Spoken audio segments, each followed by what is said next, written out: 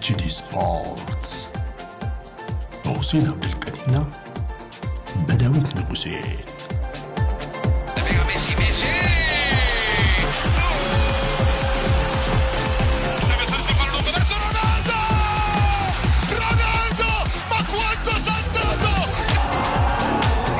Champions again Liverpool HD Sports ተናስተልን በያላችሁበት አድማጭ ተመልካቾች እንዴት ናችሁ ብለናል።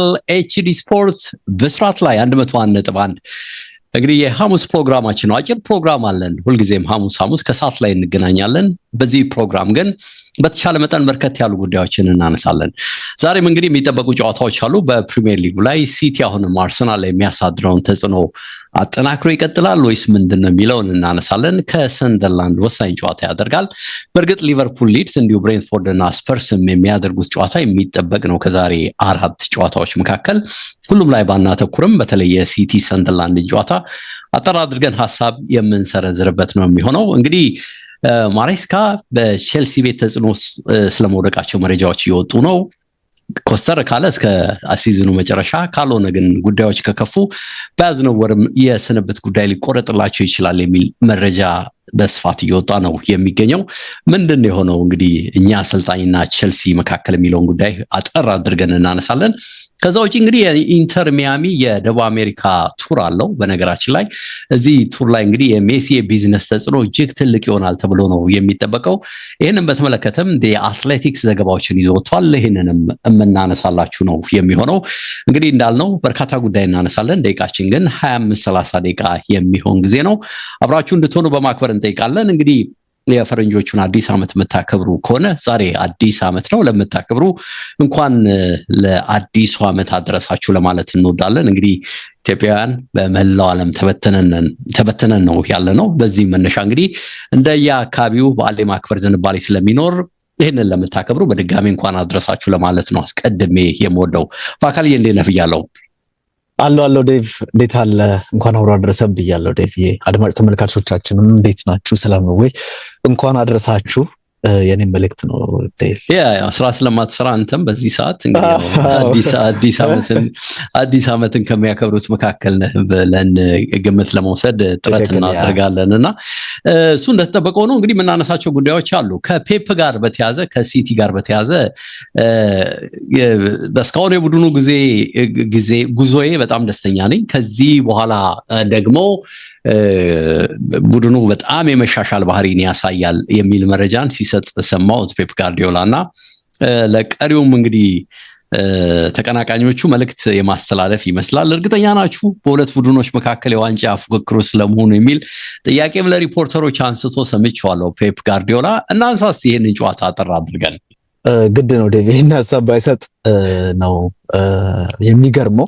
ምክንያቱም ቡድኑ በደንብ መሻሻል ውስጥ እንዳለ በሚገባ ታያለ። ኦፍ ኮርስ አንዳንድ ሰዎች አሁንም በሚፈተንባቸው ጨዋታዎች ኢቭን የኖቲንግሃም ፎረስቱን ጨዋታ በድል ይወጣው እንጂ ትንሽ አሳር ፍዳ ነገር ነበረው የሚሉ ነገሮችን ሲያነሱ ነበረ። ደግሞ ይሄኛውም ጨዋታ ዴቭ ሌላ ከባድ ነገር ይዞ የሚመጣ ጨዋታ ከሆነ እንመለከተዋለን። ሰንደርላንድ እስካሁን ባለው የሜዳው ላይ እንቅስቃሴ ወይም ስቴዲየም ኦፍ ላይት ላይ ባደረጋቸው ጨዋታዎች ዘንድሮ በሊጉ አልተሸነፈም። ስለዚህ ማንቸስተር ሲቲ አዲስ ታሪክ ለመጻፍ የሚያደርገው እንቅስቃሴ ነው። አዲስ ታሪክ ለመጻፍ ማለት ሰንደርላንድን ዘንድሮ በሊጉ በስቴዲየም ኦፍ ላይት ለማሸነፍ መዘጋጀት አለበት። ሁለቱ ቡድኖች 22ኛና 7ኛ ደረጃ ላይ ነው የሚገኙት። 40 ነጥብ አለው ማንቸስተር ሲቲ፣ 28 ነጥብ የሰንደርላንድ ነው። እንግዲህ ማንቸስተር ሲቲ ማሸነፍ ከትናንት በስቲያ ጨዋታውን አድርጎ የነበረው አርሰናል አስቶን ቪላን ድል አድርጓልና የነጥብ ልዩነቱን ወደ 5 አስፍቶታል። ቀድሞ መጫወት አድቫንቴጅ አለው። አድቫንቴጁም የሆነው ሙሉ 3 ነጥብ ካገኘ በኋላ ተከታይ ላይ ተጽዕኖ ማሳደር ነጥብን ጥል ይሆን እያሉ እየሰጉ እንዲጫወቱ እና ደግሞ አንተ ደልቀቅ ብለ ሶፋ ላይ ቁጭ ብለ ኳስን እንድታይ ለካርቴታ እንደሚያደርገው ማለት ነው። በእንደዚህ አይነት መልኩ እንድታረግ ይጋብዛል። ደግሞ ነጥብ ጥሎ ደግሞ ቢሆን አርሰናል ማንቸስተር ሲቲዎች አሸነፈን እኮ ከፍ ማለት ወደ 0 ነጥብ ልዩነት ማድረስ እንችላለን ብለው እንዲያስቡ ያደርጋቸው ነበር። ግን አሁን ያለው አድቫንቴጅ አርሰናል ላይ ነው። ስለዚህ ሲቲ ግዴታ አሸነፈው ነጥቡን ወደ 2 የማጥበብ ስራ ፔፕ ተጭኖበታል። ሰንደርላንድ ማሸነፍ እስከ አምስተኛ ደረጃን ከቼልሲ እስከ መንጠቅ ያደርሳቸዋል ዴና ስለዚህ ለሁለቱም ቡድኖች እጅግ ወሳኝ የሆነ ጨዋታ እንዳለው የሚያሳይ ነው። ሲቲ ቅድም ባነሳሁት መልኩ ነው ኖቲንጋም ፎረስትን በጭንቀት ነው ያሸነፈው። ሰንደርላንድ ደግሞ ከሊድስ ጋር 1-1 ተለያይቶ ነው የመጣው። እንግዲህ ፔፕ በማንቸስተር ሲቲ 7ኛውን የፕሪሚየር ሊግ ዋንጫ ለማሸነፍ ጥረቶች ላይ ይገኛል። ደግሞ ባለፉት 8 ጨዋታዎች ማለትም በባየር ሌቨርኩሰን በህዳር ወር መጨረሻ ላይ ከተሸነፈ በኋላ ያደረጋቸውን ጨዋታዎች በሙሉ አሸንፏል። ከዛ ውስጥ 5ቱ የፕሪሚየር ሊግ ጨዋታዎች ናቸው። ቅድም ያነሳሁት ስቴዲየም ኦፍ ላይት ላይ አርሰናልም ጭምር ሄደው አላሸነፈም፣ 2-2 ተለያይቷልና ሰንደርላንዶች የልብ ከሰጣቸው አይደለም ማንቸስተር ሲቲ የሊጉ መሪን አርሰናልንም ጭምር እዚህ ሜዳችን ላይ አስጥለናል ብለው አንዳንድ ቡድኖች በሞቲቬሽን ከፍ የሚሉ ቡድኖች አሉ። ልክ ኒውካስል ላይ ብዙ ጊዜ እንደምናነሳው ከትልልቅ ቡድኖች ጋር ሜዳው ላይ ሲጫወት በጣም ሞቲቬትድ ሆኖ በደንብ እስከ መጨረሻው የሚዋደቁ ተጫዋቾች እንዳሏቸው ይታወቃልና ይሄም የሰንደርላንድ ባህሪ ሊሆን ይችላል ዴቭና ማንቸስተር ሲቲ ላይ ይሄን ነገር ካየም ብዙ ላይ ገርመን ይችላል። ሲቲ አመቱን በተደበላለቀ መንገድ ጀምሯል። አሁን ግን ስኬት ላይ ነው የሚገኘው። ቅድም ፔፕ ባነሳው መልኩ ማለት ነው። አሁን አስፈሪ የሆኑ መተዋል። ሲቲ እንግዲህ እናስታውሳለን ከብላክ ካትስ ወይም ከሰንደርላንዶች ጋር በመጀመሪያው ዙር ባደረገው ጨዋታ 3-0 አሸንፎ ነበር። ያ ጨዋታ ተጠብቆ ሊጥል ይችላል የሚሉ ስጋቶች ሁሉ ጭምር የነበሩበት ነበር። ግን ሲቲ ቀለል አድርጎ ያሸነፈበት ጨዋታ ነበር። ሃላንድ ብቻ ነበረ በሲቲ በኩል የሚባለው። አሁን ግን ራያን ሼርኪ አለ፣ ፊል ፋደን አለ፣ ደግሞ ሃላንድም አለና ማጥቃቱ የጋራ ሆኗል። በሰንደርላንድ በኩል አሰልጣኝ ሬጂን ሌብሬ ከብራይተንና ከሊድስ ጋር አቻ ተለያይቷል። ቡድኑ አሁን ችግር የሆነበት ዴቭ መሪነት ላይ ስላለ አንዳንድ ቡድኖች ከታች ያሉ ቡድኖች ሲገጥሙት ጠቅጠቅ ብሎ ይጫወታሉና ያንን የማስከፈት ግቦችን የማስቆጠር ደግሞ እነሱም ደግሞ ሲያጠቁት በቀላሉ ግቦች እየተቆጠሩበት እንዳለ የሚያሳይ ነው። ብዙ ምልክቶች ማንቸስተር ሲቲን አሸናፊ ያደርጋሉ። ወቅታዊ ብቃትን ትመለከታለህ። ሲቲ ካለፉት 5 ጨዋታዎች 12 ጎሎች አስቆጥሮ 2 ብቻ ተቆጥሮበት ደግሞ 3 ክሊን ሺት አስቆጥሯል። ሰንደርላንድ በ5 ጨዋታ 3 አስቆጥሮ 5 ጎል ተቆጥሮበት 2 ክሊን ሺት ነው። እንግዲህ ከዚህ አንፃር የማንቸስተር ሲቲ ቁጥር ከፍ ብሎ ትመለከቷለ። ሪያን ሼርኪ ሁለቱንም እግሩን እየተጠቀመ እንዳለ እንግዲህ ተከታታይ ጎሎችን በቀኝ እግሩ አስቆጥሮ ደግሞ በኖቲንጋም ፎረስቱ አሲስትም አድርጎ ተመልክተናል። ሁለቱም ጎሎች ላይ ቀጥተኛ ተሳታፊ ነበረ። ባለፉት 4 ጨዋታዎች በሁሉም መድረክ 2 ጎልና 5 አሲስት አለው። ቀጥተኛ የ7 ጎል ተሳትፎ ነው እዚህ ተጫዋች ላይ የምትመለከተው። ሰንደርላንድ 6 የሚጠጉ ተጫዋቾች በአፍሪካ ዋንጫ ላይ ይገኛሉና ይሄ ትልቁ ጉዳት ሊሆን ይችላል። ትልቁ ነው እንጂ ምንም ጥርጥር የለውም። ያ ደግሞ የቡድኑ ወሳኝ ተጫዋቾች ከሆኑት መካከል ዳን ባላርድ አርሰናል ላይ ግብ ያስቆጠረውና አንድ አስደናቂ ብሎክ ያስመለከተን ተጫዋች ይሄ ተጫዋች እንግዲህ ከጉዳት ጋር በተገናኘ እንደማይሰለፍ አሰልጣኝ ሬጂን ሌብሬ ያረጋግጧል። ሉክ ኦኒየንም በቅጣት ምክንያት ከቅጣት ይመለሳል ተብሏል። ዴቭ በማንቸስተር ሲቲ በኩል የማርሙሽና የአይት ኑሪ አፍሪካ ዋንጫ ላይ መሳተፍ አለ።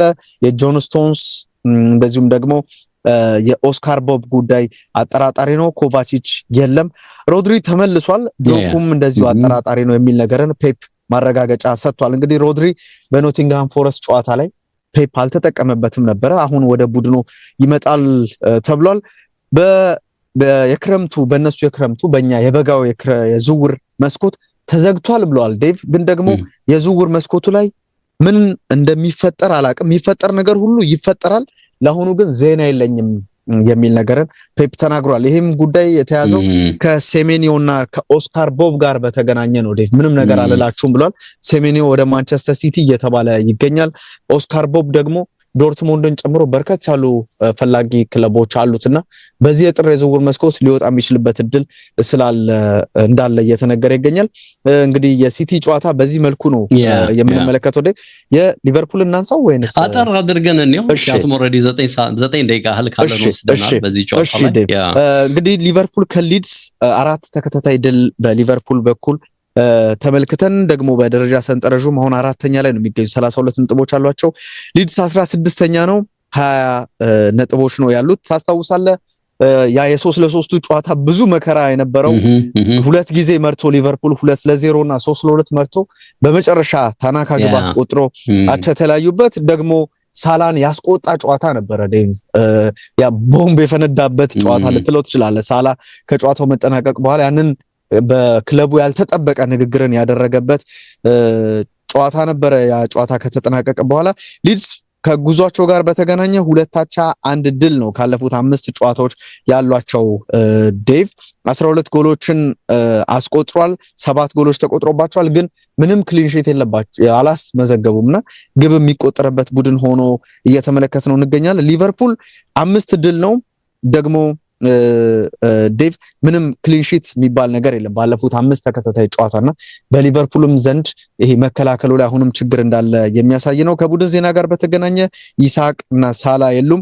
ወሳኙ ተጫዋች ሶቦስ ላይ ከቅጣት ይመለሳል። ስለዚህ ሌላ ጥንካሬን ይሰጣቸዋል ተብሎ ይጠበቃል። ሻን ሎንግስታፍ እና ጆ ሮደን እነዚህ ሁለት ተጫዋቾች ብቻ በሊድስ በኩል የሌሉ ናቸው የሚል ነገር አለና ሊቨርፑል ወደ መሪዎቹ የሚጠጋበትን ማለትም በደረጃ ሰንጠረዡ ውጤቱን ከፍ ማድረግ የሚችልበትን ውጤት የሚያስመዘግብበት ሌላኛው ጨዋታ ይሆናል ተብሎ ነው የሚጠበቀው። በዚህ መልኩ ነው የሚነሳው ይህም ጨዋታ። እንግዲህ በሁለቱም በኩል የተሻለ ነገር ነው የምጠበቀው። በሲቲም በኩል ፔፕ በተለይ ማይንድ ጌም በሚመስል መልኩ ጫና ለማሳደር የሚያስችል አይነት አስተያየት ነው የሰጠው። ገና ከዚህም በላይ እንሻሻላለን ነው እያለ ያለው። በእርግጥ ቡድኑ በውጤት ስኬት ላይ እየተጓዘ ስለሆነ ይህንን አስተያየት ባይሰጥ ነው የሚገርመን። በተለይ ሮድሪ መመለስም ለዚህ አጋዥ ይሆናል በሚል ነው። እንግዲህ 8 ጨዋታ ብቻ ነው እስካሁን ሲዝኑ ከተጀመረ ያደረገው ይሄ ተጫዋችና ስለዚህ እሱ መመለስም የሚሰጠው ጥቅም ትልቅ ነው። እንደ እርሱ አስተያየት 2025ን ከፍተኛ ነጥብ በመሰብሰብ በማጠናቀቃችን ኩራት ተሰምቶኛል ነው የሚለው። እንግዲህ ከጃንዋሪ እስከ ጃንዋሪ ያለውን ነው የቆጠረው። በዚህ መነሻ ነጥቡን አጠቃላይ ሰብስበው ሲያነሱት እንግዲህ 77 ነጥብ ሰብስቧል የፔፕ ጋርዲዮላ ቡድን። 24 ድል ከዚህ ውስጥ አሳክቷል። ይሄ በአጠቃላይ በ36 ጌም የተገኘ ነው። አርሰናልም ተመሳሳይ 77 ነጥብ ነው የሰበሰበው፣ ግን አንድ ጨዋታ ተጨማሪ አድርጓል። አርሰናል ግን አርሰናል ያሸነፈው 22 ጨዋታ ነውና ይሄ እንግዲህ ምን ያህል ስኬታማ ሲዝን እንዳሳለፍን አመት እንዳሳለፍን ያሳያል በሚል ነው እንግዲህ የተናገረው። ያም ሆኖ ግን አምና እንደምታስታውሰው 13 ነጥብ ከሊቨርፑል ርቆ ጨረሰ። ከዛ ወዲያው ጥር ላይ ነገሮች አልሳካ ሲሉ 180 ሚሊዮን ፓውንድ ነው ያወጡት እንደምታስታውሰውና ይሄ ግዢ ነው ደግሞ ብዙ ነገር የለወጠላቸው። ብዙም ለውጥ ይዞ የመጣው ከዚህ ግዢ በኋላ እንደሆነ ነው እየታየው። በሂደት ከገባበት ቀውስ ወጥቷል። አሁን እንግዲህ ሞር ሶሊድ የሆኑ ስለመምጣታቸው ነው የሚናገሩትና እንደ ፔፕ ጋርዲዮላ አስተያየት ከዚህም በኋላ በጣም እየተሻሻለን ውጤታማ እየሆንን ነው የምንሄደው በሚል እንግዲህ ማስጠንቀቂያ ያዘል ነገር ነው ሰጠ የተባለው። እንግዲህ ማስጠንቀቂያው ይሰራል አይሰራም፣ ስኬታማ ያደርገዋል አያደርገውም እናያለን። ግን ተቀናቃኙ አርሰናል የራሱን ጨዋታ በማሸነፉ ከዚህ ጨዋታ የሚጠብቀው ነገር የሲቲ መጣል ወይም መሸነፍ ነው። ከዛ ውጪ ግን ምንም የተለየ የሚጠብቀው ነገር የለም አይደል? ዘና ብለው በተዝናኖት ያው ካሸነፉ መጡ ነው፣ ከተሸነፉ እሰየው ነው፣ ነጥብ ከጣሉ እሰየው ነው ብሎ ነው የሚጠብቀውና ምንም የተለየ ነገር ይኖራል ተብሎ አይታሰብም። ስለዚህ ይሄንን ጨዋታ እንዳመጣጡ መጠበቅ ነው በአርሰናሎች በኩል። ከዛ ውጪ ግን የኤንዞ ማሬስካን ጉዳይ እናነሳለን። ግን የኢንተር ሚያሚ እና የዚህ የደቡብ አሜሪካ ጉዞ ወይም ቱር ያሉትን እና የሜሲን የቢዝነስ ተጽዕኖ አትሌቲክ ይዞ የወጣውን ዘገባ በተወሰነ መልኩ ለአድማጮች ወጣ ያለም ስለሆነ እንደው ብናስቃኝ የሚል ሐሳብ አለኝና ዓለም ዋንጫው እንግዲህ ወራቶች ነው የቀሩት እኔም አንተም እንደምናውቀውና ለመጨረሻ ጊዜ እንግዲህ ሜሲን በዓለም ዋንጫ ሁሉም ያየዋል ተብሎ ነው የሚጠበቀው። በቅርቡ ሜሲን በህንድ ለማየት የቋመጡ እንግዲህ የተወሰኑ ወራት ደሞዛቸውን ለቲኬት ያወጡ አድናቂዎቹ በመጨረሻ ነገሮች ስቴዲየም ውስጥ ተበጥብጠው ነገሮች እንዳይሆኑ ሆነው ሳይሳካላቸው ቀርተዋልና ይሄ ካልካታ ውስጥ የተፈጠረ ችግር እንደነበረ ታስታውሳለህና ጨዋታውን ያዘጋጀው አካል ኃላፊም በስተመጨረሻ ነው በፖሊስ ቁጥጥር ስር እስከመዋል የደረሰበት ሂደት ነበር የህንዱ የሜሲ ጉዞ ጉዳይ። ይሄ የቀድሞ ሁኔታ ግን አሁን ኢንተር ሚያሚ በደቡብ አሜሪካ ከሚያደርገው የቅድሞ ውድድር የቢዝነስ ጉዞ አንጻር የተለየ ነው የሚሆነው፣ ያ ችግር አይኖርም በሚል መረጃ ወጥቷልና ኢንተር ሚያሚ ይፋ እንዳደረገው በካፕቴኑ ሜሲ መሪነት እንግዲህ በኮሎምቢያ፣ ፔሩና ኢኳዶር የቅድሞ ውድድር ዝግጅት ጨዋታ ያደርጋሉና በሃቪየር ማሼራኖ የሚመራው ኢንተር እንግዲህ ይሄ ኮች ነው፣ ይሄ የቀድሞ ተጫዋችና ይሄንን ጨዋታ በደቡብ አሜሪካ እናከናውናለን የሚል ነገር አንስቷል። ግን ዝግጅቱን የሚመራው ኔቨር ሴይ ኔቨር ወይም ደግሞ ባጭሩ ኤንኤስኤን የተባለ ኩባንያ ነውና ኩባንያው ደግሞ በአንድሬሽ ኢኔስታ ባለቤትነት የሚተዳደር ነው። በነገር ላይ የአንድሬሽ ኢኔስታ ኩባንያ ነው። ኢኔስታ እንግዲህ ስቶን ዌግ ፕሌስ ኤንድ ኤክስፒሪየንስ ከተባለ ኩባንያ ጋር ተጣምሮ ይህንን የዝግጅት ጨዋታ አዘጋጅቶታል ነው የተባለው። እንግዲህ የኢኔስታ ኩባንያ ኤንኤስኤንኤስ በ2024 የኢንተር ሚያሚን ተመሳሳይ ላቲን ጉዞ በበላይነት የመራ ተቋም ስለመሆኑ መረጃው ላይ ሰፍሮ አይቻለው። ያኔ ሜሲ በሁሉም የዝግጅት ጨዋታዎች ላይ ተሳትፎ ነበር በነገር ላይና ይህም መነሻ ሆኖ አሁን ደግሞ በድጋሚ መሰል ዝግጅት አድርጓል። ስኬታማ ነበር ያኔው ዝግጅት ነው የሚሉት በርካቶች። ሜሲኒና ኢንተር ሚያሚን እንግዲህ ወደ ላቲን መውሰድ ሁሌም የጸጥታ ጉዳይ እንዲነሳ ያደርጋል። የጸጥታ ችግር ሁሌም ስለሚኖር፣ ነገር ግን የኢኔስታ ኩባንያ ጉዳዩን ሪካርዶ ላቪያ ከተባለ ሞሊና እንዲሁ ከተባለ ሌላ ኩባንያ ጋር በመሆን በግለሰብ ደረጃም ከዚህ ኩባንያ ባለቤት ጋር በጥምረት እየሰሩ ነውና ምንም የሚፈጠር ተጽዕኖ የለም ከጸጥታ አንጻር የሚል መረጃ ወጥቷልና ይህ ግለሰብ በተለይ በ2024 ዝግጅት ላይም ተሳትፎ ያደረገ በመሆኑ ምንም የሚፈጠር ነገር የለም በሚል ከወዲሁ ሰዎች እንዲረጋጉ መግለጫ አዘል ነገር ሰጥቷልና አዘጋጁ ከወዲሁ የጨዋታ ቲኬቶች ተሽጠው ያልቃሉ የሚል እምነት ይዟል። በኮሎምቢያ ለሚደረገው አንድ ጨዋታ ከወዲሁ ቲኬቶች ተሽጠው አልቋል በነገርህ ላይና አስገራሚ ነው። እንግዲህ ሜሲ አሁንም እድሜው ሄዶም ተጽዕኖ ትልቅ ነው። ኮሎምቢያ ትልልቅ ኮንሰርቶች ደጋግማ ስለምታደርግም የጸጥታ ችግር አይኖርም ተብሎ በሰፊው ታምኗልና 45,000 ተመልካች በሚይዘው ሜድሊን አታናሲዮ ስቴዲየም ውስጥ ይሄ ጨዋታ ይደረጋልና ይሄ ጨዋታ በሚደረግበት ሰሞን 3 ኮንሰርቶችም በዚህ ስቴዲየም ውስጥ ይደረጋሉ ነው የተባለው። ቲኬት ሲሰጡ ወይም ደግሞ ይሄን ጨዋታ ሲያስተዋውቁ የክፍለ ዘመኑ ጨዋታ በሚል ነው ቲኬቶች የተሸጡት። እንግዲህ መነሻው ሜሲ ነው። የክፍለ ዘመኑን ሰው በስተመጨረሻ ኒዮ በሚል ይመስላልና ከዓለም ዋንጫ በፊት ሜሲን ለማየት ብዙዎችም የቋመጡበት በሚል እየተገለጸ ነው። እንግዲህ ከአትሌቲኮ ናሲዮናል ጋር ነው ጃንዋሪ 31 በኮሎምቢያ ጨዋታ የሚያደርጉት ከ$60 እስከ $350 የቲኬት ዋጋ ነው። በጣም ትልቅ ዋጋ ነው ይሄ በነገር ላይ እንግዲህ ለላቲን በጣም ትልቅ ነው ብለህ ነው የምታስበው። ቀደም ብሎ ደግሞ በፔሩ አሊያንዝ ሊማን ጃንዋሪ 24 ላይ ኢንተር ሚያሚ ይገጥማል። እዚህ ደግሞ የቲኬት ዋጋ በጣም የተጋነነ ነው። ከ$140 እስከ $900 ይሸጣል የተባለው። ፌብሩዋሪ 7 ላይ ደግሞ በኢኳዶር ባርሴሎና ኤስሲ የተባለውን ክለብ ይገጥማሉ። እዚህ ደግሞ የቲኬት ዋጋ ከ$40 እስከ $450 ተተምኗልና ከዚህ የዝግጅት ጨዋታ ጀርባ ግን ትልልቅ ስፖንሰሮች ስለመኖራቸውም ነው ትልቁ ገቢም ከዚህ የሚመነጭ ነው ተብሏልና በኮሎምቢያ ብቻ የዚህ ጨዋታ ተጽዕኖ ከ$40 ሚሊዮን በላይ ከወዲሁ እንደሚያስገኝ መረጃዎች ወጥተዋልና ከህንዱ ተሞክሮ በኋላ የጸጥታ ጉዳይ ቁልፍ ነገር ሆኗል። በካልካታ የተበሳጩ ደጋፊዎች እንደምታስታውሰው ሜዳ ላይ እንግዲህ እርሱን ባለማየታቸው ወንበሮችን ሲሰባበሩ በግልጽ ታይቷል። ያኔ ታስታውሳለህና በላቲን ጉዞ ግን ከሁሉም የጸጥታ አካላት ጋር አዘጋጆቹ እየሰሩ ስለመሆናቸው ይሄ ፈጽሞ አይፈጠርም የሚል መረጃ ተያይዞ ወጥቷልና ከጸጥታው በላይ ግን የብዙዎች ስጋት ሜሲ ጨዋታ ወይስ አይጫወትም፣ እዚህ ጉዞ ላይ ይገኛል ወይስ አይገኝም የሚለው ነው።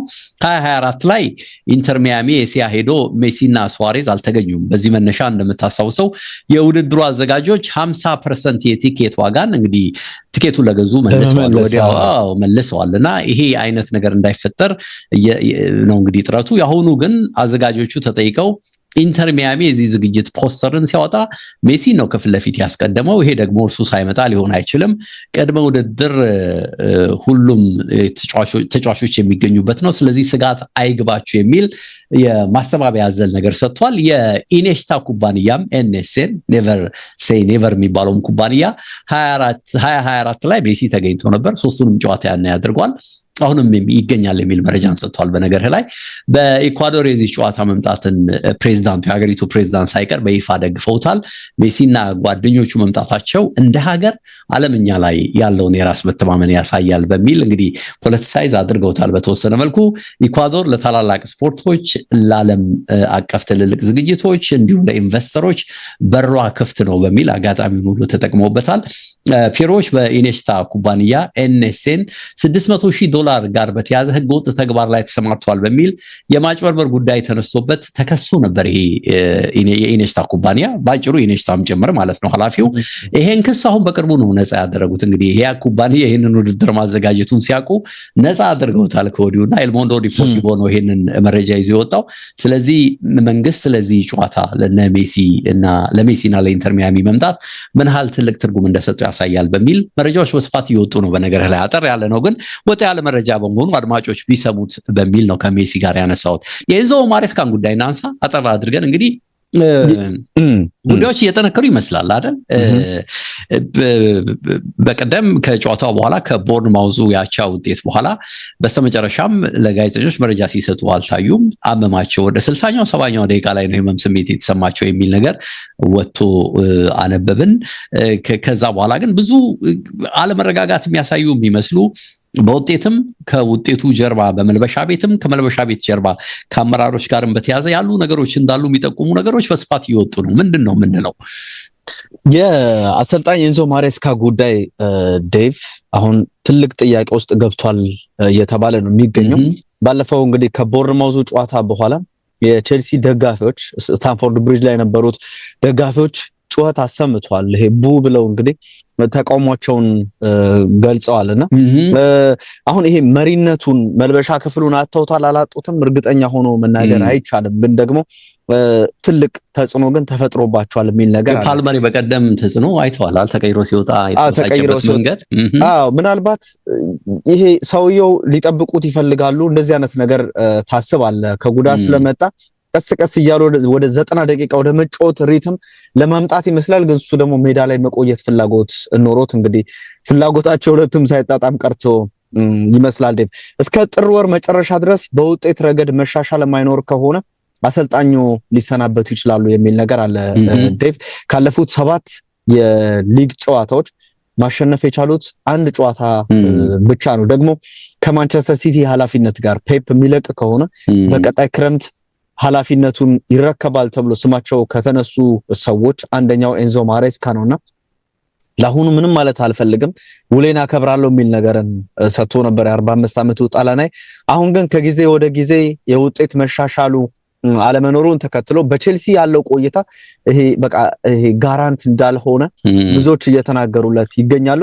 የሚገርመው ነገር ዴቭ ከመሪነት ተነስቶ ቼልሲ 15 ነጥቦችን ዘንድሮ አጥቷልና እየመራ ይሄን ነገር ማጣት ማለት እንግዲህ ነጥቡን አግኝተውት ቢሆን ደረጃቸው የቱ ጋር ይሆን ነበር የሚለው ጉዳይ የሚያሳይ ነውና አሰልጣኙ የሚወስናቸው ኢንጌም ማኔጅመንቱ ጨዋታ ላይ የሚኖሩት ቅያሮች ትልቅ ጥያቄ ውስጥ እንደገቡና የማሰልጠን ብቃቱን እንድትጠራጠረው የሚያደርግ አይነት ነገሮች ነው። ውጤት እየመራ ውጤት ካጣ አንድ አሰልጣኝ ያንን ነገር የማድረግ ታክቲካል ውሳኔዎችን በመወሰን ያንን ነገር ማድረግ አለበትና ያን ነገር እያደረገ አይገኝም የሚል ነገር አንስቷል። አሁን 5ኛ ደረጃ ላይ ነው የሚገኘው። ግን ደግሞ እንዳነሳውት እንደ ሰንደርላንድ አይነት ቡድን የዛሬውን ጨዋታ ማሸነፍ የሚችሉ ከሆነ ቼልሲ ወደ ታችም ዝቅ የሚሉበት ሁኔታም ሊኖር ይችላልና ደግሞ ሰዎቹ እነ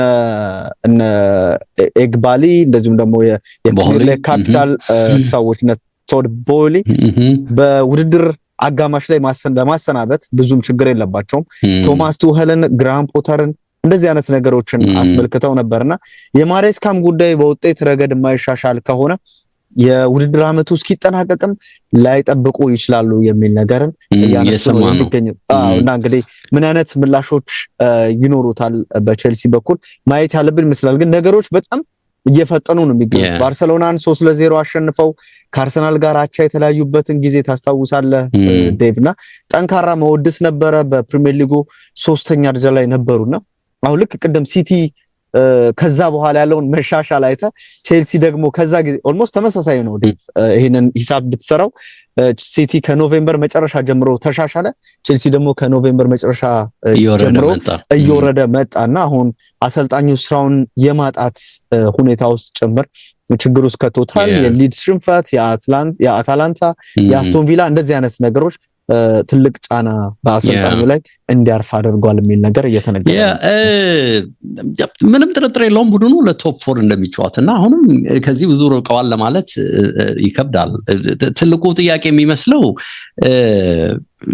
ይሄ ምንድነው ይሄ ወጣቶችን የማሳደግ ሞዴል የሚባለው ነገር እንዲቀየር አይፈለግም ክለብ ውስጥና በደንብ ሮቴት እንዲያደርጉ በተለይ አመራሮቹ ላይ ምንም አይነት ጥያቄ እንዲያነሱ አይፈቀድም። ያው እንግዲህ ክለቡ አሁን በእርግጠኝነት እሳቸው የሚፈልጉትን ከፍ ያሉ ልምድ ያላቸው ተጫዋቾችን እየገዛ ወደ ዋንጫ ፉክክር ወዲያው እንዲመራቸው የመፈለግ ስሜት በእሳቸው በኩል ሊኖር እንደሚችል ታስባለህ። ግን ይሄ ክለቡ ሞዴል አይደለምና ቢቃወሙም ተቀባይነት የሚኖረው አይመስለኝም። ዝም ብለው እንዲቀጥሉም የሚፈልግ ነው ይመስለኝና አንዱም እንግዲህ ውስጡን በተለይ ከጀርባ ከውጤቱ መጥፋት ሜዳ ላይ እንዳለም ሆኖ ከጀርባ ችግር ይዞ መጣ የሚሉት ይሄንን ነው። ታስታውሳለህ ኮልዊል ሲጎዳ እንዴት አልደገፉኝም እሱን የሚተካ ተጫዋች ማምጣት ነበረባቸው በሚል አንድ ተቃውሞ ፈጠሩ። እሱ አልተሳካም። እሱ ባክፋየር አደረገ ነው ያሉት አይደል? ከክለቡ አመራሮች ጋር ችግር ውስጥ ከተታቸው ነው። ከዛ በኋላ እንግዲህ የዓለም ክለቦች ላይ ያላቸውን ስኬትም ጨምሮ ቸልሲ ቤት ያስመዘገቡትን የእስካሁን ስኬት መነሻ አድርገው መጽሐፍ ጽፈው መጽሐፍ ላይ ያስመርቁ ሲል እንግዲህ የክለቡ ሰዎች ከለከሏቸው ነው አይደል? ቀጥሎ የተባለው ነገር ከልክለዋቸው በሱም ደስተኛ አልነበሩም ተባለ። ከዛ ውጪ ስማቸው ከሲቲ ጋር ትሬፕ ይለቃል፣ ሆርጌ ሜንዴዝን በወኪልነት ያዙ ምናምንም ሲባል ያም የፈጠረው ራሱን የቻለ ችግር እንደነበረ ታያለህና አሁንም ያልወደዱላቸው የሚባለው አንዱ ነገር ክለቡን እያሰለጠኑ የክለቡን ልብሶች ትሬኒንግ ሜዳ ላይ ጨዋታ ሜዳ ላይ አድርገው እንዲገቡ ሲጠየቁ እሳቸው ግን የራሳቸው ልብሶች እየለበሱ ነው አሁንም የሚገቡት የሚል ነገር አለና ይሄም በክለቡ ሰዎች ዘንድ አሁንም ደስታን የፈጠረ አይደለምና ከጀርባም ያሉ ችግሮች በጣም እየጠነከሩ እየመጡ እንዳለ ነው ብዙዎች የሚናገሩት። ሰውየው ኢቭን እነሱ እንኳን ባሰናብቷቸው ራሳቸውም ሪዛይን እንዳያደርጉ የሚሉ አንዳንድ ወገኖች ሐሳብ እየሰጡበት እንዳለ ያየን ነው። ግን ከባድ የሚመስለው አሁንም ከፊት ለፊታቸው ሌላ ትልቅ ጨዋታ ነው ያለው። ከሲቲ ነው ትልቅ ጨዋታ ያላቸውና ነገሮች ቶሎ ይቀየራሉ ብለህ መናገር የሚከብድ ይመስላል። እንደምታውቀው እዚህም ጨዋታ ላይ ካሴዶ አሁንም እንደተለመደው ቢጫ ካርድ ጨዋታ ያመልጠዋልና ከድጦ ወደ ማጡ እንዳይሆን ነገር ነው። ኦፍ ኮርስ ተጽዕኖ መፍጠር የሚችሉበት እድል አለ። ስቲልም ግን ጫናቸው እየበረከተ ነው የመጣውና ሪሊ ሜዳ ላይ ውጤቱን መቀየር ይችላሉ? እንደተባለው የሚነሱ የመልበሻ ቤት ችግሮች ካሉ ያንን መቆጣጠር ይችላሉ ወይ? የባለ ሀብቶቹን እንግዲህ ኢንቨስተርስ ናቸው በርካታ የስብስብ ነው አይደል የቼልሲ ባለቤቶች ጉዳይ እና እነሱን ሁሉ አስደስቶ መቀጠል ከባድ ፈተና የሚሆንባቸው ይመስለኛልና ከፊት ለፊታቸው ኤንዞ ማሬስካ ትልቅ ችግር እንዳለ ነው እኔ የማስበውና ሊነሱ የሚችሉበት እድል ከፈተና አሊያም ደግሞ አመቱ መጨረሻ ድረስ ይሆናል የሚለው የኔም ግምት ነው። በአካል እናብቃ አይደል? እንጨርስ። ኤችዲ ስፖርቶች ነበረን እንግዲህ ሰማችሁን።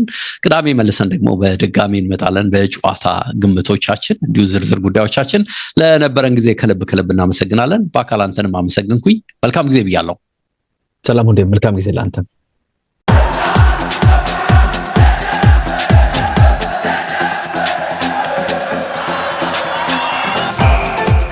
ኤችዲ ስፖርትስ በሁሴን አብዱልቀኒና በዳዊት ንጉሴ